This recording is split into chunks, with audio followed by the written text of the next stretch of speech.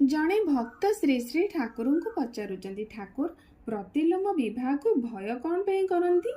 श्री श्री ठाकुर कहती प्रतिलोम विवाहटी को मोर सबु समय भय, कारण जेते एगुड़ी देखे सेते काबू हो जाए, निराश हो जाए।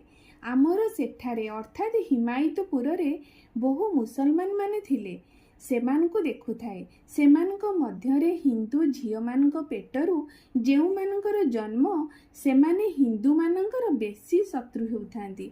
औरंगजेब आदि मानकु देख सबु सेही प्रकारर। पुणी पशु मानक मध्यरे भी लक्ष्य करिछि, अवश्य कुकुरर ही बेसी देखा जाए। हिंदू मानक मध्यरे प्रतिलोम माने हुअंती ठीक सेई माने, सबु सेही प्रकारर। हुए तो तुमे तार उपकार करिछ, से ताहा मानेनी, मने भी रखे नाही। फांक पाइले ही तुमको मध्य मारी दिए।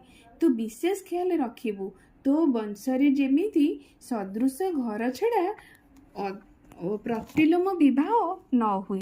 प्रतिलोम विवाह निजर क्षति करे, गोटे जातिर क्षति करे। समय पाइले ए समाज को मध्य ध्वंस करने को से पछाए नहीं।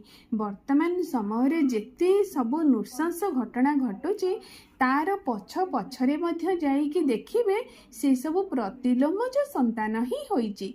तेणु प्रतिलोमज संतान निजर क्षति करने सह से अन्यर मध्य क्षति करे। निजे मरे अन्य को मारी पारे, ता पाखरे कौनसी नीति नियम विधि विधान को से मानी चले ना। तेणी पाओ तो श्री श्री ठाकुर प्रतिलोम विवाह को एते करी भय करती। जय गुरु।